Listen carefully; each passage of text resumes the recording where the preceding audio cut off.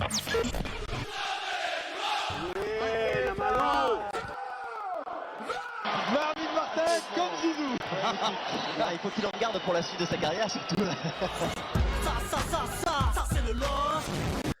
Allez, c'est parti. Très heureux de vous retrouver en ce lundi 3 janvier, en cette nouvelle année, année 2022. L'équipe du Petit Lillois se joint à moi pour vous souhaiter une magnifique année. Meilleurs vœux à tous les supporters lillois. Une année que l'on espère aussi riche que 2021 pour le LOSC. Évidemment, vous êtes les bienvenus dans l'émission numéro 23 ce soir. Le LOSC attaque son année 2022 par un gros déplacement chez son rival Lensois demain soir. Mais avant d'en parler et de débattre de plein d'autres choses, accueillons l'équipe du soir avec d'abord Félix. Salut Félix. Salut Rémi, bonne année à tous. Également avec nous ce soir Clément. Salut Clément. Salut Rémi, salut tout le monde, meilleurs vœux. Et puis Victor est également présent ce soir avec nous. Salut Victor. Salut Rémi, salut à tous et merveilleuse année à tous aussi. Sans oublier Pierre à la technique que l'on salue et que l'on remercie d'être encore avec nous ce soir. Comme lors de chaque émission, n'hésitez pas à réagir et à donner votre avis. Ça se passe sur Twitch, pardon. Et vous pouvez également venir en direct avec nous si vous voulez donner votre avis en vous connectant sur Discord. Pierre vous accueillera et vous pourrez discuter avec nous à l'antenne. Au sommaire ce soir, nous allons d'abord faire un premier bilan de ce début de saison, de cette première partie de saison, que l'on aurait pu penser en dents de scie, mais au final le LOSC est au rendez-vous. Une qualification en 8e de finale de Ligue des Champions, une 8e place en Ligue 1 à 5 points du podium. Comment qualifieriez-vous cette première moitié de saison? Êtes-vous satisfait du rendement de l'équipe? N'hésitez pas à d'ores et déjà donner votre avis sur le Twitch. En deuxième partie, on abordera forcément le gros match de ce début d'année. C'est déjà demain soir avec un déplacement chaud sur le terrain de Lens. Le LOSC se présentera amoindri en attaque et jouera un adversaire qui n'a gagné qu'un seul de ses 7 derniers matchs. Petite présentation de ce match tous ensemble et des objectifs du LOSC dans cette compétition donc en seconde partie. On enchaînera ensuite par le tirage au sort des huitièmes de finale de Ligue des Champions. Le LOSC affrontera Chelsea comme en phase de groupe de 2019. Le tirage sûrement le plus compliqué. Est-ce une bonne ou une mauvaise nouvelle? Le LOSC n'a rien à perdre. N'est-ce pas finalement ce qu'il faut pour passer un tour de plus? On en débattra ensemble. Et puis en fin d'émission, comme promis lors de la dernière émission, on conclura par une partie sur les gardiens des Dogs, en abordant évidemment le cas Ivo Grbić, un peu plus critiqué par les supporters qu'en début de saison, mais également les autres, et surtout Lucas Chevalier, le gardien prêté par le LOSC à Valenciennes, qui réalise de bons matchs pour le moment. Voilà pour le programme particulièrement copieux du soir, messieurs, mais avant de commencer, je voulais d'abord vous demander, passer un petit peu par la case souvenir. Alors sur cette année 2021 superbe pour le LOSC, quel souvenir, quel moment vous garderez en tête? Qu'est-ce que tu garderas, toi, Félix? Moi, je pense que ce que je garderai, ça sera essentiellement le trophée des champions. C'est quand même un trophée qu'on n'avait pas encore dans notre vitrine. Ça a été très laborieux en phase préparatoire de cette nouvelle saison, nouveau coach, quelques départs majeurs. On ne savait pas à quoi s'attendre. Et au final, on arrive à taper le Paris Saint-Germain en terre israélienne, si je ne me trompe pas, c'était à Tel Aviv. Donc pareil, avec beaucoup de déplacements, c'était quand même pas facile à aborder. Et on peut dire qu'on a commencé la nouvelle saison en tant que champion de la meilleure des façons en s'offrant un deuxième titre dans cette année 2021. Donc franchement, de ce que je garderai en moment très très fort, ça sera le trophée des champions face au Paris Saint-Germain avec ce magnifique but de Cheka en première période qui était vraiment très très beau. Alors évidemment, le titre surpasse tout, hein, on le sait Oui, tous. bien sûr. Mais toi, Clément, qu'est-ce que ça serait pour toi? Moi, ce qui m'a marqué vraiment le plus cette année, c'est le coup franc d'Yilmaz à Lyon, quand tous les supporters, tous les joueurs avaient la tête dans le seau parce que on perdait 2-0 et on disait presque adieu au titre. Et ben ce but, non seulement il était super beau, et en plus il a redonné un allant à l'équipe juste avant la mi-temps, et ce qui nous a permis de remonter Lyon, de gagner 3-2 et ensuite d'aller chercher le titre. Donc moi, c'est le but d'Yilmaz à Lyon, le premier. Ok, et pour toi, Victor, ça sera quoi? Évidemment, le coup franc d'Yilmaz était très très fort, mais pour dire autre chose, moi je retiens le match retour contre Lens, où on fait un gros match et il est très très important dans l'obtention du titre à la fin, parce que ça se jouait vraiment dans un mouchoir de poche à la fin et chaque point était crucial et on a fait vraiment un gros match là-bas. Et puis en plus, bah voilà, c'était le match retour d'une double confrontation où on prend aucun but et où on en met 7 au total, si je calcule bien. Donc voilà, c'est toujours un bon souvenir face à nos amis lensois. Ouais, ben, pour moi, ça sera le match contre le Paris Saint-Germain là-bas, avec cette victoire 1-0 au forceps, qui n'était pas forcément évidente, mais voilà, c'est vraiment à ce moment-là, je pense qu'on a compris que le LOSC pouvait le faire, pouvait aller chercher ce titre. Et comme vous l'avez dit, un des moments charnières, je pense que ça en est un aussi ce moment-là, avec ce but de Jonathan David qui est blessé au moment de frapper, une solidité derrière, enfin vraiment, ce match a résumé pour moi toutes les caractéristiques du LOSC, donc pour moi, c'était vraiment ce match qui m'a marqué. Ok, ok pour ces petits moments souvenirs. On va enchaîner tout de suite avec ce qui a suivi justement ces bons moments, la première partie de saison des Lillois. Une première partie qu'on a parfois jugée possible, parfois satisfaisante et d'autres fois réjouissante. Les gars, avant de débattre et d'analyser plus précisément cette première partie, si vous deviez résumer en quelques mots, voilà, en une phrase, disons, cette première partie, qu'est-ce que vous garderiez pardon, en tête et sur quoi vous miseriez plutôt? Ouais, ça Pour serait un sentiment de frustration un petit peu, dans cette première partie de saison, je pense. Je sais pas si vous êtes d'accord, les gars? Moi, j'allais dire, bah, frustration, mais même les montagnes russes parce que Ouais, concrètement, on au rythme des compétitions, on voit une équipe, totalement différente, entre la Ligue des champions et la Ligue 1, et même au rythme des semaines parce qu'on a quand même été capable de faire des gros matchs même en compétition nationale. Voilà, on sait pas trop sur quel pied danser, tous les week-ends, on sait pas quel visage de l'équipe on va voir et donc au-delà de cette frustration qui est certaine sur le long terme, c'est surtout, pour nous supporters, un peu les montagnes russes, mais on est capable de les vivre, au cours d'un match, aussi, la preuve en est avec le dernier match, face à Bordeaux, c'était aussi les montagnes russes donc c'est un peu ça que je retiendrai moi. ouais, c'est ça. Moi, pour rebondir sur ce que dit Victor, en fait, souvent, ils nous ont fait des coups d'éclair au moment où on y pensait presque le moins. Je pense justement à la victoire à Rennes. Franchement, moi, j'y croyais vraiment pas du tout. Rennes, déroulait plutôt bien à ce moment-là. Nous, on venait de sortir de plein de matchs nuls, si je me trompe pas et franchement, j'y croyais pas du tout et au final, on sort un match très très tactique avec, une grosse défense. On accepte de subir le jeu et au final, on arrive à ramener, ces 3 points de Rennes et pareil contre Bordeaux, je savais pas trop à quoi m'attendre malgré le fait que Bordeaux n'était pas une équipe très convaincante. Mais, je savais pas à quoi m'attendre et au final, on a eu une victoire, mais inespérée au vu du scénario et donc c'est vrai le mot montagne russe, c'est vraiment, ce qui a résumé nos 4-5 premiers mois, quoi. Tu as parlé de frustration, Félix. Est-ce qu'on n'est pas un petit peu dur en utilisant ce mot quand même? Est-ce qu'on n'est pas trop habitué aux saisons Galtier où il y avait peut-être plus de régularité? Est-ce que tu trouves pas qu'on est un peu dur en utilisant un peu ce mot, toi, Clément? Bah, moi, je trouve qu'on est dur parce que, en fait, la Ligue des Champions, c'est un peu l'arbre qui cache la forêt. Que si on regarde notre parcours en Ligue 1, il est très très faible. Qu'on n'a jamais réussi à dominer pleinement un match de bout en bout. La dernière fois qu'on s'était parlé, on avait dit qu'on n'avait pas de match référence, on n'en a toujours pas. Même contre Troyes, Brest, Nantes, on n'arrive pas à dominer haut la main. Moi, je dirais plus que c'est laborieux, on va dire. Et même en Ligue des Champions, on gagne, mais c'est pas non plus des victoires écrasantes, à part à Wolfsburg. Et je pense que c'est le scénario du groupe qui fait qu'ils ont lâché le match à la fin. Mais sinon, ils nous ont mis en difficulté alors qu'ils n'ont pas une bonne équipe. Enfin, on Ouais, aurait dû faire mieux. ils nous ont pas mis en difficulté, Wolfsburg, je trouve. Bah, je pense que le dernier quart d'heure, on subit beaucoup trop par rapport à l'équipe qu'ils ont et l'équipe qu'on a, tu vois.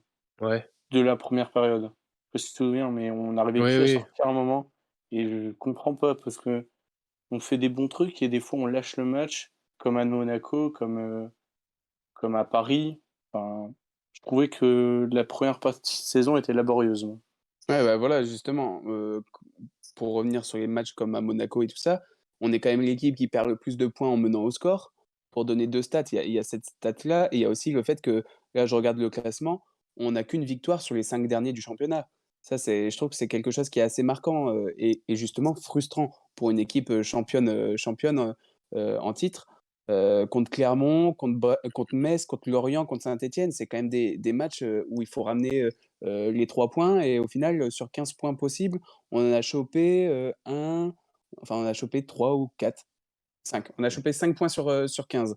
Un point sur 3 de moyenne, contre des petites équipes, enfin des équipes mal classées, je trouve que c'est un peu faible pour, heu, pour notre stature, en fait.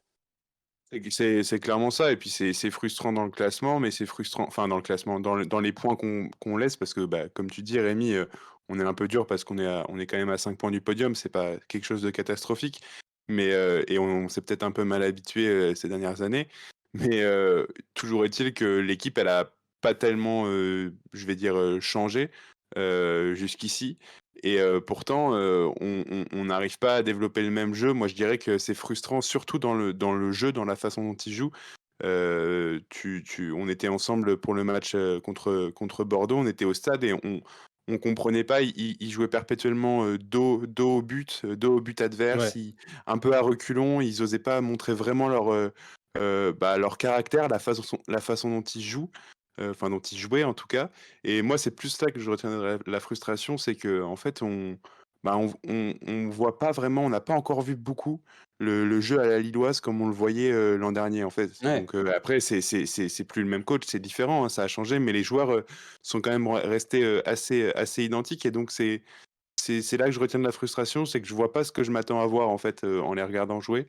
Euh, du coup, c'est un peu là que je retrouve le plus de frustration personnellement. Et il est Justement, tu paradoxal le match contre Bordeaux justement, il est paradoxal vu que, on met 3 buts en 3 tirs si je me trompe pas, je pense que c'est ça, c'est 3 buts en 3 tirs ou 3 tirs cadrés, chose qui c'était des stats qui nous faisaient, défaut, depuis le début de saison, on n'avait pas d'efficacité et au final là, on en a eu sur ce match-là donc ouais, il y a aussi des choses un peu, paranormales de temps en temps et où on passe d'un sentiment à un autre. mais justement, Victor, tu parlais de l'arrivée en plus tardive de Gourvenec. Est-ce qu'entre ça, la digestion du titre, l'intégration de quelques nouveaux joueurs, est-ce qu'on peut pas dire finalement que si on englobe tout ça, le LOSC, s'en tire correctement ou s'en tire bien, même s'il y a toujours cette frustration, mais il y a quand même des bons signes, il y a quand même des bonnes choses par rapport à ce contexte qui est pas forcément évident. Gérard Lopez qui est parti aussi, enfin, il y a quand même pas mal de choses qui se sont passées.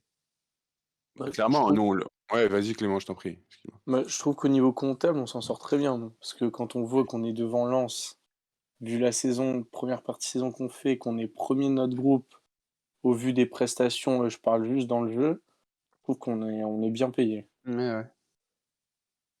C'est totalement ce que j'allais dire. On le dit à chaque fois, mais en fait, à chaque fin de semaine, on souffle en se disant, en fait, ça va, on a eu de la chance. Et puis, bah, pareil, là, bah, en fait, on s'en sort aussi bien par rapport au contexte des autres équipes qui laissent passer. On n'est pas les seuls à laisser passer des points hein, sur des. Mmh. Je veux dire, cette année, le contexte, il est particulier et c'est tant mieux parce que bah, ça donne des matchs importants et ça se joue à peu de choses et le classement évolue à chaque journée.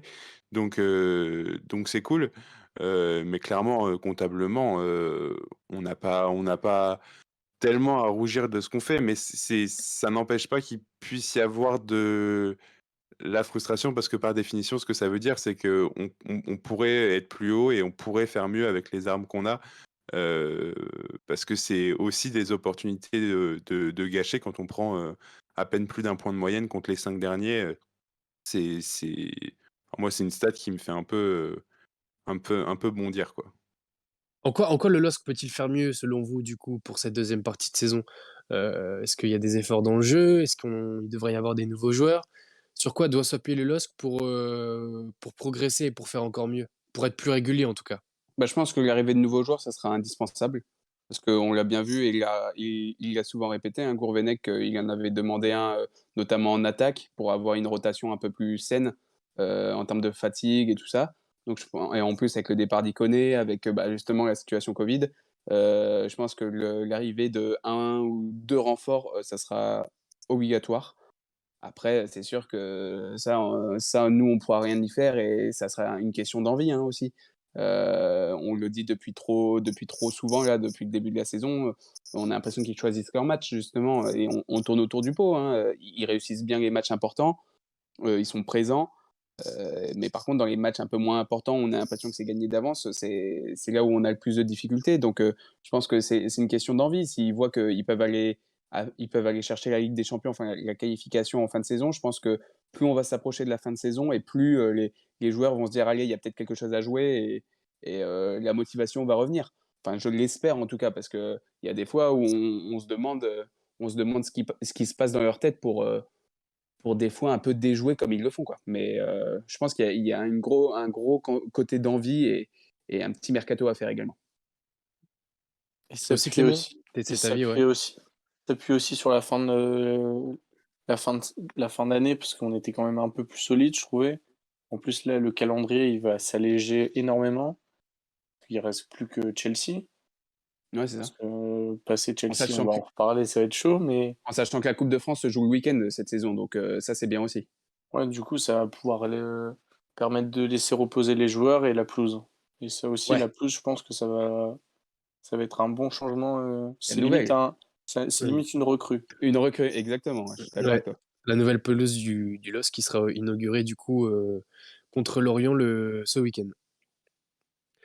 Ouais, pour ajouter un petit dernier truc, c'est surtout en défense. Enfin, je t'ai fait la remarque face à Bordeaux, Rémi, mais là, je l'ai dit à tout le monde. Je trouve que il y a un gros manque de communication en fait dans l'équipe. J'ai l'impression que, enfin, je sais pas si c'est quelque chose que vous partagez, mais il y a eu énormément de situations où, notamment, bah, on va en parler en fin d'émission, mais avec Grbić, les défenseurs avaient vachement de mal à communiquer tous ensemble, en fait. Et ça a créé vachement de situations de confusion ou de débordements sur les côtés qui n'auraient pas dû se passer, etc. Et moi, c'est un petit détail hein, qui est plus technique, mais j'ai l'impression qui manque de communication entre eux et qui ne se parlent pas suffisamment.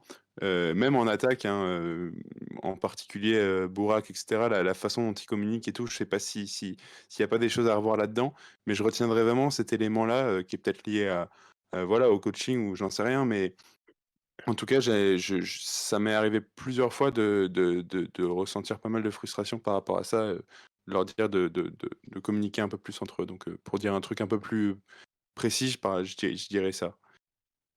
Ok les gars, on fait un petit tour sur le tweet avant de passer à la suite. On a Thomas de l'Église Zéro qui nous dit: «Oui, on s'en sort bien finalement, facile quand on prend 6-7 places en gagnant 2 matchs de suite».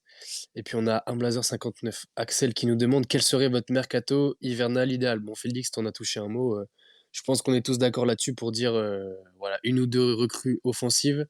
Je pense que ce serait pas de trop pour le LOSC. On a parlé de Kangin Lee, l'ailier de Majorque. Bon, je sais pas si je Ça va pense être que compliqué apparemment, hein. ouais, ça me paraît compliqué. Compliqué On a selon l'équipe, c'est Bakambu qui Bakambu, ouais, ouais, la dernière la info, la ça la serait la dernière rumeur, ouais, c'est ça. Cédric Bakambu qui est actuellement sans club, qui est passé par Villarreal, passé par la Chine aussi, ouais, donc ce à sera voir.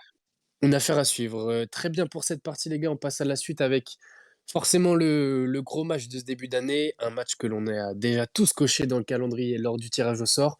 Lille se déplace demain soir à Bollaert sur le terrain du RC Lens dans le cadre des 16e de finale de Coupe de France. Lille se présente sans ses meilleurs atouts offensifs, Bourak suspendu, Icone est parti, David Eliadji ont le Covid, et c'est même pire car 3 autres joueurs sont également touchés, on l'a appris en conférence de presse aujourd'hui, dont très certainement André et Tcheka. Les gars, est-ce que c'est pas trop, sans tous ces éléments, face à une bonne équipe de Lens qui est pas forcément dans une grande forme, mais est-ce que c'est pas trop, finalement, toutes ces absences?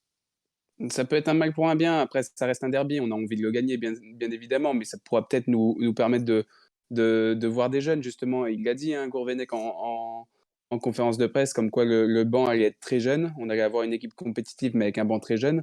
Et ça peut être un côté satisfaisant parce que bah, on est dans l'obligation de les faire jouer et du coup de les découvrir. Le petit Bika, j'ai plus son prénom, mais José Bika. l'attaquant. Ouais, José, il peut être pas mal, hein. Il y a beaucoup d'espoir en lui. On pourrait peut-être le voir demain. On pourrait peut-être avoir quelques belles surprises. Donc ça, c'est le côté positif. Après, ça reste un derby. On sait très bien qu'on a envie de le gagner et pas juste de jouer pour voir nos jeunes. Donc c'est le côté paradoxal aussi. Et à voir, hein. Après, Lens, je sais pas, s'ils ont été touchés par le Covid, si leur groupe est amoindri, je ne sais pas du tout. Mais Il n'y a pas eu de cas. Après, est-ce qu'ils ont Ouais. ils ont respecté le protocole? Ça, je ne sais pas. ouais, voilà, c'est ça. Après, on Enfin, le verra, hein. protocole, j'entends c'est pas respecter le protocole, mais c'est plutôt, est-ce Ouais. qu'ils ont souhaité faire tester leurs joueurs? Ça, c'est différent. Ouais, et est-ce qu'ils ont communiqué dessus aussi? On sait pas. Voilà. On verra bien demain, mais Je pense qu'ils vont avoir des absents également, hein, le covid touche tout le monde, en ce moment, toutes les équipes, sont touchées. Donc on verra. Après nous, c'est vrai que c'est vraiment nos titulaires qui sont absents et pas que du covid. Celik, Bourak suspendu, Ouais. ça va faire une équipe, remaniée, mais à voir. C'est Mmh. des fois les bonnes surprises. Les C'est autres? ça, je suis d'accord avec Félix, enfin, j'attends de voir en fait, mais bon, je me mets à la place, voilà, des jeunes à qui on va donner leur chance, demain, qui n'avaient pas forcément cette chance-là, avec Galtier, l'an dernier. On va leur permettre de jouer demain. Ils vont certains pour leur premier match, enfin pour un de leurs premiers matchs, fouler Bollaert, dans un derby, donc bon, c'est un contexte, sans non plus trop de supporters parce que bon, ça Mmh. va avoir un impact aussi. Ouais. Il y aura que 5 000 personnes, donc ça va pas être, une pression non plus trop forte pour ces jeunes-là parce que, bah, faut le dire quand même, c'est un stade, qui est chaud. Donc j'attends de voir, mais moi, je me mets à leur place et je me dis que ça te donne un petit supplément de motivation, pour tout donner et puis voilà, ça reste une compétition, on sait ce que c'est la Coupe de France, on sait qu'il y a des surprises, on sait que donc bon, ça t'enlève aussi peut-être une pression, supplémentaire qu'un match de championnat où tous les points, enfin, c'est différent, mais la Coupe de France, disons qu'on est plus, je pense qu'il y a une pression un peu «moins forte» entre guillemets. On laisse un peu plus de place aux erreurs, aux jeunes et cetera dans toutes les équipes. Donc donc autant en profiter et et puis je pense que ouais, on va voir, on verra. Mais moi Ça je suis pas tellement inquiet. Je crois que c'est comme disait Félix en introduction, c'est un mal pour un bien et et on verra, ça peut aussi c'est un bon match, dans le timing, avec le mercato, qui commence et tout. C'est un bon match pour tester nos jeunes et voir, vraiment à quel poste on va avoir besoin de se renforcer et sur d'autres postes, on va peut-être avoir des surprises et on va se rendre compte que on peut aussi compter sur nos jeunes, donc on verra. Ça fait quelque temps que Lille n'a pas fait un beau parcours en Coupe de France, ça fait bien quelques années. Clément, on t'a pas entendu sur le sujet. Comment tu vois, toi, ce match, demain soir? Clément? On a perdu Clément. Est-ce que Clément nous entend? Son micro Ouais, est coupé. ouais. Non, c'est bon. En gros, Vas-y. je disais que je m'attendais à rien parce que c'est un match un peu pourri, à un 4 ou 5 janvier Mmh. avec, plein de covid, avec des absents des 2 côtés, à moitié à huis clos. Enfin, moi, je vois rien du tout dans ce match. Il faudra juste jouer sans pression. Heu, les supporters, forcément, on a envie de le gagner parce que c'est Lens, mais si on est éliminé, ça va quasiment rien changer. Donc, franchement, Tu pas heureusement que tu c'est Lens pour donner un peu de hype à ce match parce que franchement, Justement, t'es pas hypé par ce match, toi? pas du tout, Par la Coupe de France? pas du tout. Encore si la série était encore en cours, de de victoire d'invincibilité, pardon, dans le derby, là, il y aurait un enjeu, mais là, on a perdu le premier, donc qu'on en perde un ou 2 cette année, ça changera pas grand-chose.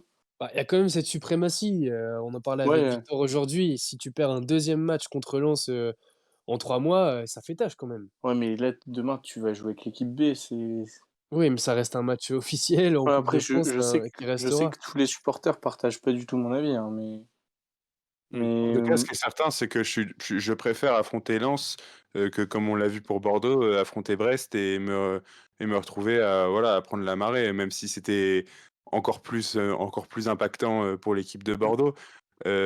C'est beaucoup mieux que ça soit entre guillemets «un gros match» ou du moins un match avec, un minimum d'enjeux à la fois pour les supporters et puis pour aussi, je pense, l'orgueil de l'équipe qui a pas envie de s'imposer, 2 fois, de s'incliner 2 fois en 3 mois contre son rival. Mais heureusement que c'est Lens et pas, une Ligue 2, voire enfin, ou une équipe de bas de classement, voire une Ligue 2 quoi. Parce que je pense qu'on aurait eu plus de mal, dans ce contexte-là. Alors Enfin, après on justement n'a c'est pas les encore vu le match, hein, mais je m'attends à ce que ça soit mieux contre Lens que contre une équipe, autre quoi, «plus faible» entre guillemets. les Lensois sont à la peine justement, hein. On l'a dit en intro, plus de victoires en championnat depuis le 5 novembre, une équipe qui semble un peu s'essouffler dans le jeu.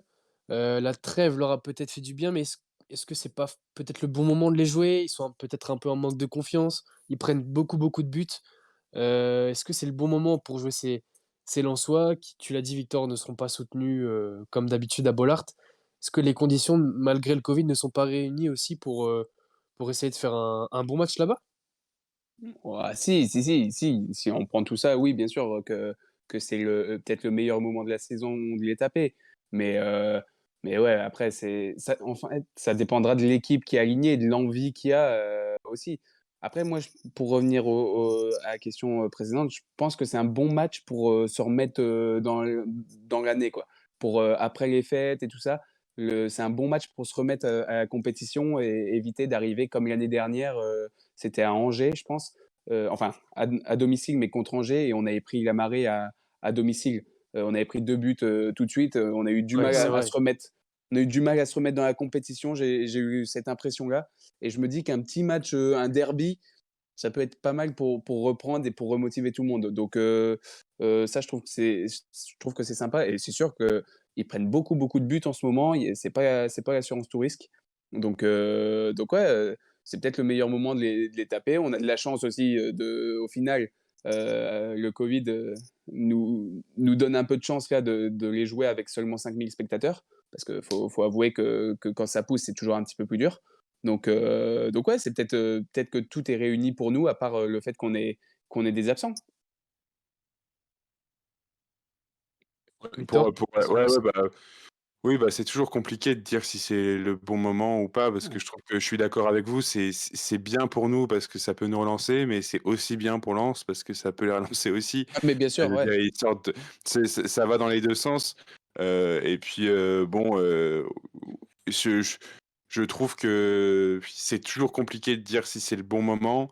Moi, j'attends de voir. C'est-à-dire, c'est le premier match de l'année et il y a toujours des dans tous les sports, et peu importe, il y a toujours des surprises un peu en début d'année où les équipes reviennent d'une période des fêtes. Là, en plus, avec un contexte qui est quand même, voilà, parce qu'il y en a peut-être aussi qui ont chopé le Covid avant et qui vont pas forcément être, en forme ou quoi que ce soit. Enfin, c'est toujours difficile à voir. C'est sûr que pour les 2 équipes, là, il y a un truc à faire. Après, l'impact que ça va avoir sur le reste de la compétition, j'en sais rien. Moi, la Coupe de France, je suis un peu comme Clément, j'ai un peu un avis, je suis pas sûr de enfin, heureusement que c'est Lens, quoi, pour nous hyper un petit peu parce que sinon, je suis Bien à pas partir sûr des quarts de finale. ouais, voilà. Je suis pas tellement sûr, que l'impact soit si fou sur notre, surtout quand tu joues la Ligue des Champions, quoi, à côté, c'est pas trop comparable, mais bon. Après, à voir, demain matin, hein, ils ont dit qu'il allait y avoir une nouvelle batterie de tests. Ceux qui ont été testés, positifs à leur retour, seront peut-être négatifs, hein. S'ils l'avaient déjà depuis un petit moment, on pourrait avoir des bonnes nouvelles demain, hein. C'est pas Ouais, alors impossible, je pense. niveau prépa, si tu t'es pas entraîné pendant que tu étais positif, Ouais, ça fait dur quand même, hein. ouais, après Ça ça reste des 5-6 jours athlètes, hein. C'est pas une, 5-6 jours sans 5-6 jours sans entraînement, enfin ouais, mais c'est pas une, tu rentres en fin de match, mais ouais, voilà, c'est ça. ça fait léger. Mais c'est pas une trêve estivale, tu vois? Et on a joué le 22, Non, ce que je veux ça dire, reste. c'est que les 4 cas positifs qui ont été déclarés il y a quelques jours, je suis pas sûr qu'ils se sont entraînés depuis. Oui, oui, non, bien Ils sûr, sont oui, isolés, oui, mais oui, oui, bien sûr. s'ils deviennent négatifs, je suis pas sûr qu'ils postulent à une place de titulaire, c'est ça que je veux dire. Ouais, ouais, ouais, mais après peut-être que ça offrira des possibilités, j'en sais rien, mais c'est étonnant qu'ils aient pas voulu, donner le groupe. Je pense qu'ils espèrent aussi qu'il y ait un peu Mais de positivité, dedans Et là-dedans. et puis je je pense sais qu'il y a un peu excuse-moi, vas-y Rémi. je sais ouais, c'était juste pour réagir. Je sais pas si vous avez vu, mais tous les clubs, genre Rennes, même Angers, même, Marseille, pardon, ont donné leur groupe très, très tard dimanche. C'est ce que Alors que j'allais dire. C'est ce que c'est j'allais en dire, lien avec le Covid.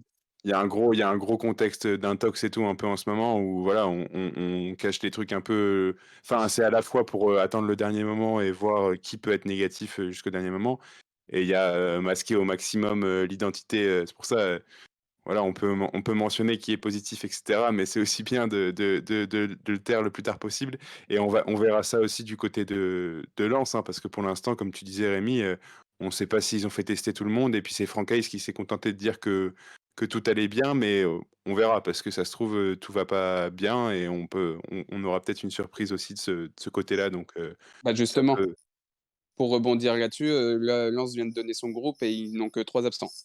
Donc 3 absents, Aïdara, j'avais pas vu le groupe. Ganago qui sont à la CAN et Gradit qui est suspendu. Et Apparemment OK. Medina est là? ouais, Medina est là, ouais. Il est sorti D'accord. de sa garde à vue. D'accord, très bien. Mais Donc après, c'est sûr D'accord. que c'est un autre débat, hein, forcément, de question de responsabilité des clubs de faire tester ces joueurs ou pas. Ouais, C'est un autre débat. C'est un peu ce que critiquait Bruno Genesio et même Gourvenec aujourd'hui en conférence de presse. Question de responsabilité de faire tester ces joueurs ouais, bien sûr. pour des raisons sanitaires, tout simplement.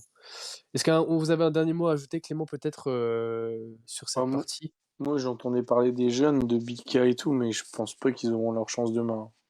Tu crois? On Non, n'a aucun numéro 9 demain, hein, attention, hein. ouais, mais je crois qu'il va mettre. Moi, je vois bien un petit Gudmundsson ailier gauche et Yazice en pointe avec Bamba. Ou Ah Sanchez? ouais. Ah ouais, mais non, on n'a pas de milieu. Ouais. On n'a pas de milieu, si Cheka et André sont pas là. Peut-être qu'il fera jouer Nias avec Onana. Nias, tu crois qu'il est pas déjà parti? Je sais pas s'il a repris Ah, l'entraînement. il veut partir. Bah, pareil, Je c'est sais des pas s'il a infos. pris l'entraînement, je sais pas justement. Je me posais la question tout à l'heure s'il avait Je pense repris. il doit continuer à s'entraîner, de toute façon. Enfin, je Ouais, pense. c'est parce que lors du dernier entraînement, avant la trêve, il avait mis la dernière, D'accord. sur son Insta, donc je sais pas s'il est revenu ou, je sais Et pas. Nias avait pris le cri de guerre à Oui, Bordeaux, Ouais, c'est vrai. justement, ouais, ouais, ouais, apparemment pour son. ouais. À Donc, voir. je sais À pas. voir demain. À voir demain. Mais Gourvenec, il a l'air d'être sur la même lancée que Galtier, à pas faire beaucoup Ah jouer les oui, jeunes. ouais, ouais, je suis Oui, d'accord avec toi. c'est sûr. Donc je pense pas qu'on va avoir une équipe de Youth League demain. Justement, on a Thomas Deléglise qui réagit à ce sujet-là, qui nous dit: «Ça serait une grande surprise de voir Bika quand on sait que Bouleshga et Niasse n'ont jamais été respectés alors qu'il y avait, la place pour eux en cette première partie de saison». Et il a également réagi sur la rumeur Bakambu. Bakambu, c'est OK pour l'année prochaine en pointe, mais il nous faut un vrai ailier. On a perdu Arojo et Ikoné à ce poste-là. C'est vrai que ça fait beaucoup, en 6 mois de temps. Ouais. OK les gars, pour cette partie, coupe de France contre Lens, demain on enchaîne tout de suite avec, le tirage au sort des huitièmes de finale de la Ligue des Champions. Le LOSC a hérité d'un gros, sûrement le plus gros, hein, des deuxièmes de groupe, le tenant du titre qui plus est, Chelsea, bis repetita, hein, de la phase de poule de cette même compétition en 2019. Alors messieurs, bon ou mauvais tirage? Je vais m'adresser d'abord à Clément qui voulait un gros à tout prix. Je pense que là, tu servi Clément. Ouais, je pense que je me suis rétracté parce que vu les conditions sanitaires et le Brexit, je pense pas on va pouvoir faire le déplacement. Ouais, Ça serait déjà beau ça paraît bien compromis en effet, ouais. ça serait déjà beau s'il y a 50 000 personnes à Pierre-Mauroy. Donc en fait, c'est le pire tirage possible. Ça a été renforcé par le match, qu'on a tous vu hier, je pense, Ouais, où on est d'accord. Chelsea, ils ont mis pour moi, je les ai trouvés monstrueux Ouais. et j'ai très peur de prendre une branlée, là-bas, à Stamford Bridge. Ils ont quand même Ouais. pris 2 buts en 25-30 minutes, hein, donc c'est qu'il y a des Ouais, failles aussi. mais l'intensité, c'était, incomparable avec les matchs qu'on a joués en phase de poule, hein. Ouais, c'était Liverpool en face en plus. En plus, en plus. Mais ouais, non, mais moi pour rebondir sur ça, ouais, je suis d'accord, moi je voulais pas trop un trop gros non plus, je voulais avoir une possibilité, bien sûr, hein, hein, on y croit, mais bon, ça reste, Chelsea, tenant du titre, le Chelsea aussi qui n'a ça va être dur de travailler sur notre double confrontation d'il y a 2 ans parce que, bah, il y a plus beaucoup de joueurs. Enfin, Ah, il y l'équipe a beaucoup a bougé. ouais. Ah, L'équipe tu a parles de beau Chelsea? Tu parles de Oui, Chelsea? OK, ouais, ouais. oui. Je parle de Chelsea, l'équipe a quand même beaucoup bougé, ça n'a plus rien à voir, avec il y a 2 ans, où on avait plutôt bien rivalisé, moi je trouve. Donc voilà, ça s'annonce chaud quand même, ça s'annonce rencontre qu'on attend tous, hein, bien sûr, mais va falloir montrer qui est «lié» entre guillemets et essayer de sortir les crocs, hein, on va dire. Mais en termes de tirage, on pouvait avoir mieux, surtout qu'on a eu la chance d'avoir un deuxième tirage. Oh là Donc là, cette escroquerie aussi, ouais. je sais pas si vous voulez revenir là-dessus, mais bon, c'était un peu lunaire. Ouais, mais on est quand même passé par toutes les émotions parce que la C'est déception un clair. peu de tirer Chelsea et le fait qu'il y ait un nouveau tirage, on s'est dit: «Allez, c'est notre année» entre guillemets, on fait premier de groupe, on a un nouveau tirage, chose qui ne s'est jamais vue et on retape Chelsea.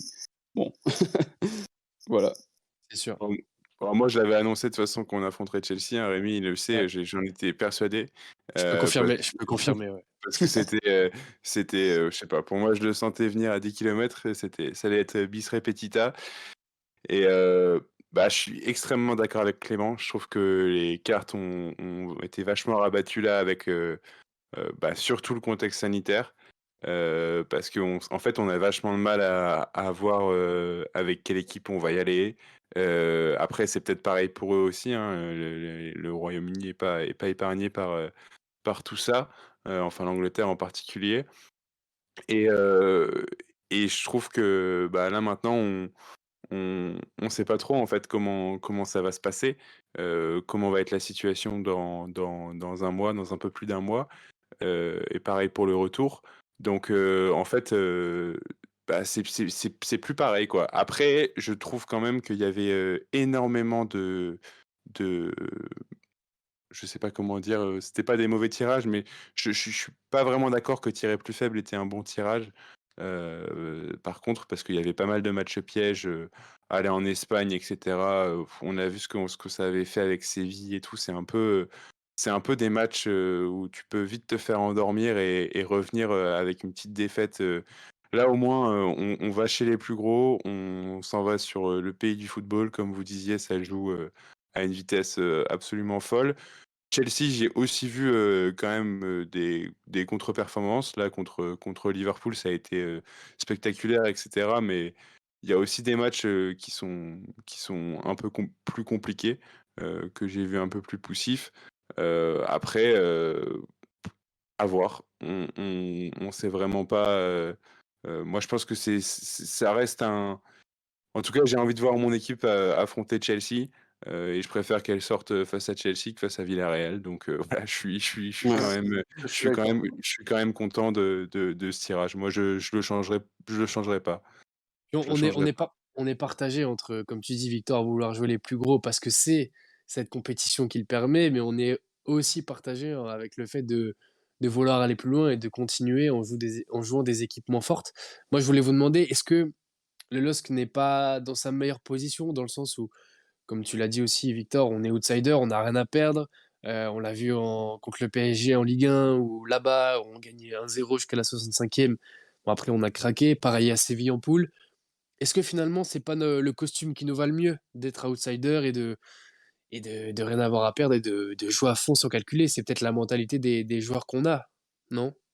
Je vais Ouais. commencer en prenant un contre-pied, mais je vous laisserai revenir là-dessus aussi. C'est que Chelsea, en tout cas, a le costume tout à fait inverse, parce que, on sait que le doublé, c'est quand même, très, très compliqué. Eux sont aussi dans la bataille, pour le titre, en première ligue. Même si là, ils se sont fait un peu écarter ce week-end, mais on ne sait pas encore où sera la bataille dans un mois, encore une fois.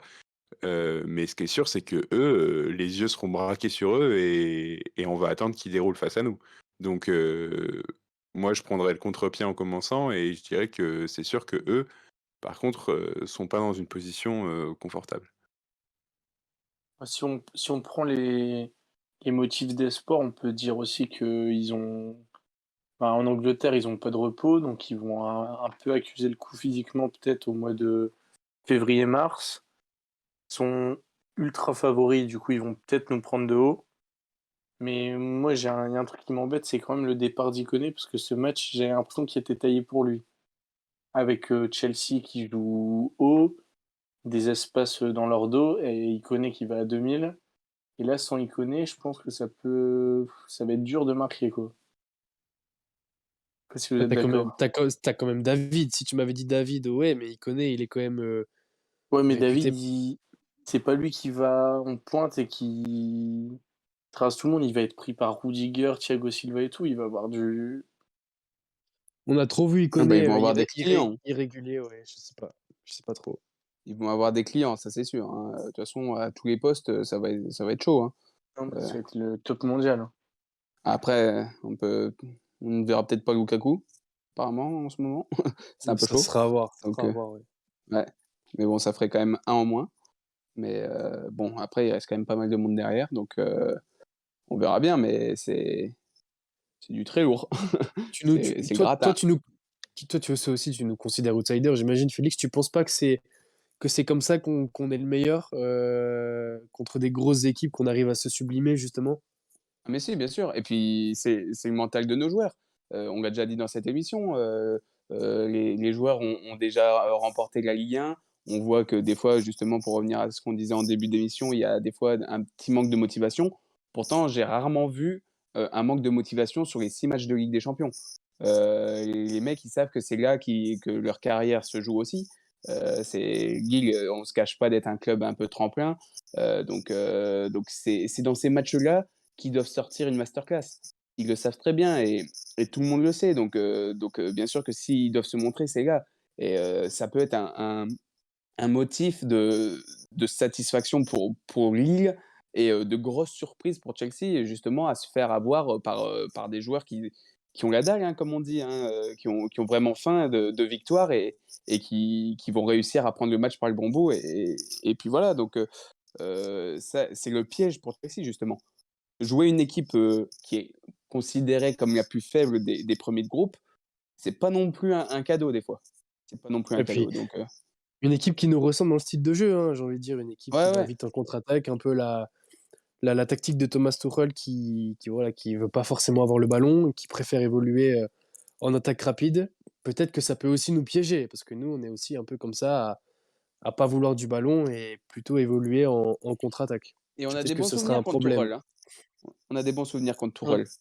Exact. Donc, Moi, je me rappelle d'un petit 5-1 à domicile, c'était pas ouais, mal. c'est peut-être symbolique, mais ça compte, hein, pour les supporters. Ah bah, je pense que si on bat Chelsea, si on passe Chelsea, ça sera l'un des plus grands exploits du club, hein. Oui, Ah le ouais, plus gros, je pense, avec Milan ah ouais, peut-être. ouais, Ouais. ouais. Et battre Manchester. C'est vrai. Ouais, non, mais c'est sûr, ça, indéniablement. Cette question du style de jeu vous fait pas peur, justement, affronter une équipe qui nous ressemble? Toi, Victor, ça t'inquiète pas trop à un mois et demi du match maintenant, du premier match en tout cas? Je m'attends à une grosse bataille, moi, au milieu du terrain. C'est ce qui m'avait, déjà, il y a 2 ans, vachement impressionné face à Chelsea. J'avais trouvé leur milieu, absolument, enfin, génial. Enfin, ils avaient été vraiment, vraiment forts, dans le contrôle du ballon dans cette zone-là et leur relance était vraiment, derrière, enfin je veux dire leur attaque derrière était vraiment, hyper tranchante, quoi. Donc j'ai un peu peur de ça parce que ça reste des joueurs qui, ont le même style de jeu, peut-être un peu que nous, mais avec une classe, internationale, supplémentaire, quoi. Donc, dans la précision surtout, ils sont, bien plus au-dessus de nous, quoi. Je veux dire, on faut en être conscient. Il y a énormément de déchets dans ce qu'on fait, et quand tu regardes, un match de Chelsea, 90 minutes de Chelsea, ou de n'importe quel, top 5 de première ligue, bah, il y a beaucoup moins de déchets, quoi et il va falloir que nos défenseurs, et on en parlera encore une fois à la fin et notre gardien, Mmh. soit au rendez-vous, parce qu'il va y avoir des tirs cadrés, quoi. C'est pas en face, c'est juste ça qui va faire la différence. C'est la solidité défensive et derrière le mur qu'on va avoir parce que c'est sûr qu'ils vont trouver des espaces et il va falloir qu'on réponde présent face à ça, quoi. Un dernier mot Moi, les gars sur ce tirage? moi, je suis pas trop d'accord que c'est une équipe qui nous ressemble tactiquement parce qu'ils jouent à 3 ou à 5 derrière. Ils pressent C'est à plus tout va. dans l'utilisation du ballon, hein, j'entendais. Ouais, mais La enfin, façon de jouer, les matchs au-delà que de j'ai la vus, tactique. ouais, les matchs que j'ai vus de Chelsea cette année, c'est avec le ballon, ils sont incroyables. Ils ont tout le temps des circuits de passe qui fonctionnent. Ils arrivent à sortir de tous les pressings adverses et ils pressent là comme Liverpool, ils pressent à tout va comme des malades Ouais. pendant 90 minutes. Nous, je ne vois pas du tout faire ça. Pour Akilma, je pense que après Ouais. deux sprints, il sera crevé, hein. Il va cracher ses poumons. Ouais, c'est sûr. En tout cas, on rappelle les résultats, hein, contre Chelsea en phase de groupe, c'était une défaite 2-1 à domicile et une défaite sur le même score à Stamford Bridge, donc forcément, on sera pas les favoris, en tout cas pour les bookmakers. OK pour cette partie les gars, on va tout de suite enchaîner vu qu'il nous reste pas forcément beaucoup de temps avec une partie, j'ai senti que Victor voulait en parler des gardiens, donc c'est maintenant. On va Mmh. faire un petit point justement sur ce poste, auquel on s'intéresse peu. Donc Ivo Grbić a remplacé Mike Maignan cet été et après des plutôt bonnes performances, en tout cas sur le premier quart de la saison, le gardien croate semble être un peu plus en difficulté. Comment jugez-vous sa première partie de saison, messieurs? On a vu, on était au stade avec Victor à Bordeaux, que c'était beaucoup plus compliqué pour lui, il a fait des erreurs. Il n'a pas forcément été décrié pour autant dans les médias. Qu'est-ce qui cloche avec ce gardien alors que ça avait plutôt l'air de bien commencer pourtant? Ouais, non, mais quand tu dis qu'il a pas du tout été décrié dans les médias, c'est totalement ça. Je ne comprends même pas comment l'équipe, est aussi indulgent avec lui. Il est toujours parfaitement noté et pourtant moi je trouve qu'il fait pas assez de différence. Sur sa ligne, on va dire que parfois il est bon en réflexe, mais c'est tout. Les buts à Bordeaux que l'on prend, je trouve qu'il peut faire largement mieux, surtout qu'il est grand, 1,97 m si je me trompe pas. Enfin il est pas loin des 2 mètres. Heu, il doit avoir beaucoup plus d'envergure. Là, je trouve que quand il va au sol, des fois il tombe, il plonge pas quoi. C'est peut-être un peu méchant, mais j'ai vrai il Guimauve, me hein. ouais voilà, il me donne vraiment cette C'est marrant. impression-là quoi. C'est triste et puis au pied, n'en parlons pas quoi. Il y a pas de dégagement possible avec Garbage pour moi. Qu'est-ce Ah, moi, qui qu'est-ce qui qu'est-ce qui cloche pour toi, Victor? Je pense que tu as plein de choses à dire justement. moi, c'est très simple. Je vois aucun point fort. Tu aurais un truc où le mec est vraiment hyper bon et t'acceptes que, bah, au pied, il est pas excellent ou que, enfin, d'accord. Mais moi, ce mec-là, pour moi, plus que son poste, il crée un désordre dans la défense qui est énorme. Combien de fois on a vu, des sorties de Garbage, encore contre Bordeaux, il en fait une, je crois, où il met une droite à Botman, Ouais. parce qu'il sort sur des ballons, il communique avec personne et puis il sort et 9 fois sur 10 il a pas la balle, quoi. Il la touche limite et parfois il la touche pas, quoi, et puis il fait ça et puis après il se prend des frappes et combien de fois il la prend pas à 2 mains, il relâche le ballon alors que la frappe elle est enfin je suis pas gardien, hein, attention, je suis incapable de faire ce qu'il a fait, de faire ce qu'il fait, mais juste, moi je ressens pas de la sérénité chez ce gardien et pour moi c'est au-delà de toutes les qualités techniques, la première chose que tu as besoin d'avoir, chez un gardien et c'est ce que j'aimais avec Maignan, c'est cette sérénité, cette confiance en soi, ce qu'on lui critiquait parfois, hein. On disait parfois Au qu'il était début, très très sûr au de dé lui, mais en fait, bah, ouais, mais c'est ça qu'il faut parce que si c'est pour moi ce poste-là, c'est un poste de confiance et de sérénité et c'est 2 qualités que je trouve qu'il n'a pas du tout. En tout cas qu'il ne renvoie pas, hein. C'est peut-être, une autre personne, en vrai, hein. Mais, moi j'attends vraiment, un autre niveau parce que je pense que son impact et tu as été le 1er à me le faire remarquer, Rémi, mais, son impact il est pas que défensif parce qu'il il relance jamais rapidement, et les seules quelques fois où il l'a fait, ça a fait mouche. Tu me retrouveras contre qui c'était? Wolfsburg. Contre Wolfsburg, Ouais, le Wolfsburg. premier Là-bas, but. ouais. Bah, ouais et en fait, ça fait la différence tout de suite, quoi.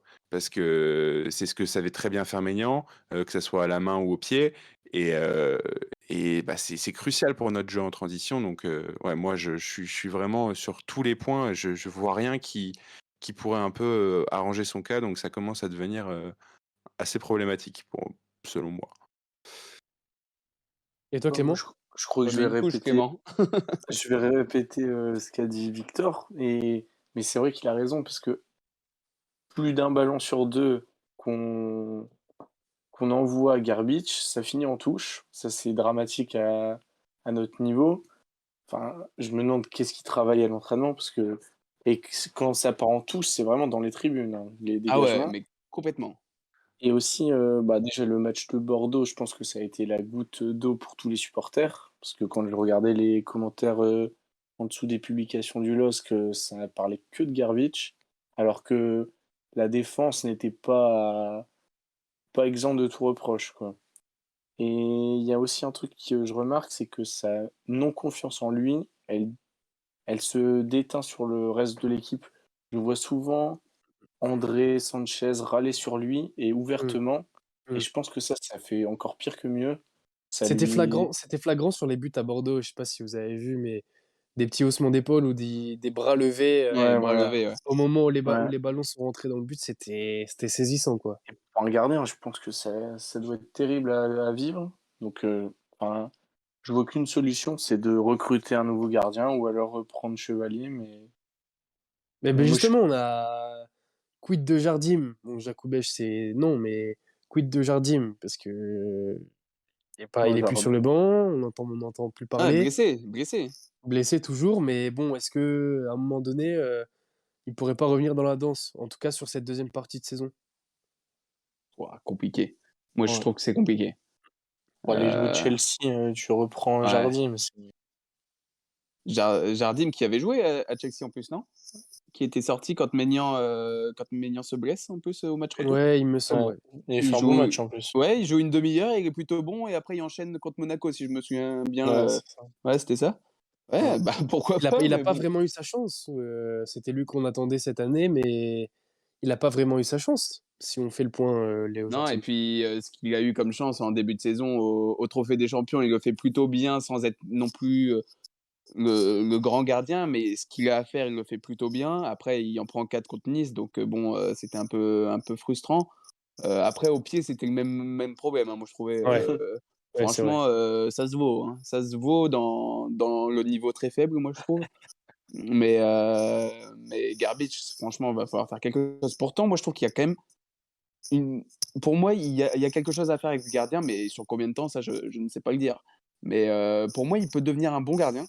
Mais là, en ce moment, c'est catastrophique quand même, hein. Mais Il y a Félix, il y a quand même que 2 clean sheets, quoi, sur la saison, et en on a, Ligue et 1. on a vu combien de gros arrêts de lui cette saison? Non, non, non, il y en a pas. Il y en a Il y en quelques-uns a où un à il est sur 3 sa en pro. ligne, ouais.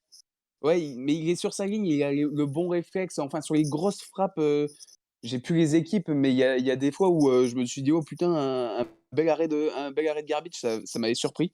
Donc pour dire aussi, mais c'est dommage parce que c'est un poste où on se posait pas trop de questions depuis des années parce qu'on a eu Enyama et Maignan qui a suivi. Donc pendant des années, on s'est pas posé de questions sur ce Ah, poste et attention, c'était un... hein, attention Félix, hein. Maignan, il y a Ouais. pendant le moment où on n'était pas loin de descendre, Maignan, c'était pas ça du tout, hein, et même avant Oui, ça, hein. c'était pas ça, mais c'était un problème de plus de comportement et tout ça, moi je trouvais. Je suis C'était d'accord, pas... mais quand tu dis que ça fait des années qu'on se soucie pas des gardiens, je suis pas trop d'accord, hein. Moi, c'était quand Mmh. même la crise à ce poste-là, hein. Tu parles au niveau Faut du pas talent. Ouais. faut pas l'oublier. Moi, au niveau du talent, ouais, au niveau du talent, on savait qu'il y avait du talent. Mais Ouais, C'était mais un... est-ce que tu pensais que Maignan allait exploser comme ça? Moi, je suis Ah, pas sûr moi, non plus. exploser à ce point-là, non, mais pour moi, j'en étais sûr qu'il allait devenir un bon gardien de Ligue 1. Je pensais pas exploser à ce point-là. Mais j'en étais sûr qu'il allait devenir un bon gardien de Ligue 1. C'était une question de comportement. Quand Kofi et tout ça, il joue, il est écarté du groupe pour comportement, hein. Il prend un rouge aussi contre Strasbourg. Enfin, Ouais, il était pas bien dans ses baskets ou je sais pas comment, je n'ai pas trop suivi ça, mais on a quand même enchaîné malgré le fait qu'il y a eu cette saison-là, beaucoup de saisons avec Enyama et Maignan et ça, c'était quand même un ouais, luxe. ouais, Là, ouais. tu te dis, on a Garbage, on a Jardim, on a Jakubek, on a Chevalier. Bon, Chevalier, pareil, il y a du talent, mais c'est pas non plus, encore le grand talent, hein. Il va falloir qu'il mûrisse un peu. Là, tu te dis: «Punaise, Mmh. on va jouer Chelsea avec C'est ça, quoi? Avec on est quoi?» dans un on est et même, tu as raison, mais même sans aller sur les compétitions internationales, on est quand même dans un championnat de bah, je trouve où il y a quand même des grands gardiens, quoi. Là, quand on Je voit veux que dire, Mandanda est sur le banc. tu prends, les performances de Lafont, les performances de Benitez, enfin, tu as des gardiens, de Lopez, bien sûr, mais chaque équipe, a quand même, du talent, sur sa ligne, quoi. Enfin, c'est un poste, où je trouve qu'en Ligue 1, on manque pas de talent et je trouve qu'il est pas du tout, il est pas du tout au niveau bah, de beaucoup de gardiens de Ligue 1 et même d'équipes, qui sont bien moins bien classées que nous. Heu, donc Chevalier, j'aurais eu envie de te dire que c'était peut-être le Justement, moment là maintenant, mais sauf que c'est pas possible, justement et Victor, puisque tu en parles, on peut dire un petit mot sur sa situation, sans trop se projeter non plus, mais voilà, il est prêté à Valenciennes, il fait plutôt des bons matchs. Est-ce que pour vous, il aura accumulé assez d'expérience pour, pourquoi pas, postuler à un poste de numéro un l'année prochaine? Même si c'est dur, hein, forcément, de dire si dans 7 8 mois il sera compétitif pour, mais est-ce que pour vous, c'est une possibilité en tout cas? Pour moi, non. Pour moi, non. 10 enfin, Valenciennes, c'est beaucoup trop faible pour acquérir une bonne expérience. J'aimerais bien, enfin, dans mon idéal, hein, bien sûr, ça aurait été qu'il fasse 6 mois à Valenciennes, ces 6 mois-là qu'il a fait. 6 mois, dans une équipe, par exemple, comme Saint-Étienne, je pense qu'il pourrait faire du bien. Franchement, hein, j'ai pas peur de le dire, mais pour moi, je pense qu'il aurait le niveau pour les rassurer et ensuite, il y aura une belle expérience pour jouer chez nous. Heu, Là, dès l'année prochaine, s'il explose, hein, je suis le plus content, hein, mais j'ai du mal à y croire. Et Après, en toi, termes Victor, d'ADN, c'est bien. En termes je t'ai d'ADN, lillois, c'est génial. je t'ai coupé Ouais. sur Chevalier, mais Oui, vas-y, bah, qu'est-ce que t'en penses, toi? non, mais je suis d'accord avec les gars, hein. Je le pense pas, prêt, pour un poste de numéro un. Mais ce que je voulais dire, c'est que, bah, typiquement, on en parlait tout à l'heure avec le match de demain. Alors on n'est pas concerné par une absence de gardien, hein, mais j'aurais aimé qu'il soit là, par exemple. J'aurais aimé me dire: «Bah, tiens, demain, Ouais. j'aligne, Chevalier, il est sur un bon tempo». Je sais qu'on parle d'une réalité alternative, c'est pas possible, hein, mais ce que je veux dire, c'est que c'est un poste, tu le disais, Félix, où l'ADN est important, la fierté de l'équipe, le truc, le tout ça. Et je trouve que parce qu'on a encore une fois pas du tout Garbage, je le trouve, hyper, enfin voilà, il est arrivé, dans une équipe, mais c'est normal, hein, après, hein, mais je trouve que c'est quand même un poste où, bah, la langue, la communication, l'ADN, tout ça, c'est quand même très, très important pour que ça fonctionne bien, parce que c'est un poste de communication aussi beaucoup. Et j'aurais aimé qu'on puisse le tester sur certaines rencontres, cette année. Pour, voilà, après, pour envisager la suite, peut-être en mais c'est sûr que je le vois pas enfin, je ne vois pas parier sur lui, après juste une saison à Valenciennes, qui est d'ailleurs pas terminée. Et c'est certain que je le pense pas prêt. Et puis je pense qu'on mérite encore une fois, je le dis, on mérite un gardien, de classe, enfin voilà, un très bon gardien de Ligue 1, et il y en a. Donc je Mmh. trouve que c'est pas vraiment, la priorité pour le moment. Le mot de la fin pour toi, ce sera pour, Clément. Qu'est-ce que tu as envie de dire pour conclure sur les gardiens? Bah, de toute façon, j'ai pas l'impression que les temps ils soient décidés à recruter, et en plus, pas rapidement. Donc, je pense qu'on va finir la saison avec Garbage. Et j'espère qu'il sera pas comme, comme à Bordeaux, toute l'année, parce que sinon ça va faire lourd, hein. Mmh. Parce que c'était une passoire à Bordeaux, clairement. Ouais, non, Ouais, mais à Bordeaux, c'était impressionnant, hein, mais bon, ouais, faut c'est sûr. faut Heu, espérer mieux. alors en plus, sachant que le montant de l'option d'achat est estimé à 7 millions d'euros, donc 7. ouais, 7 millions d'euros. Donc ce serait pour moi une erreur Ouais. de la lever. Dans le chat, on a, Zimskabo qui nous dit: «Il est collé à sa ligne», forcément en parlant de Gerbic, que ça soit anticipé dans les pieds ou sortir sur les centres corner, il faut pas y penser. Et puis voilà, il nous dit également: «J'espère que l'étang ne fera pas l'entêter à le conserver pour l'année prochaine». Donc ça, ce sera également un dossier à suivre. Voilà les gars, pour cette émission numéro 23 ce soir, cet épisode. Merci à tous de nous avoir suivis. L'épisode forcément sera en ligne comme d'habitude dès ce soir sur YouTube, Deezer et Spotify.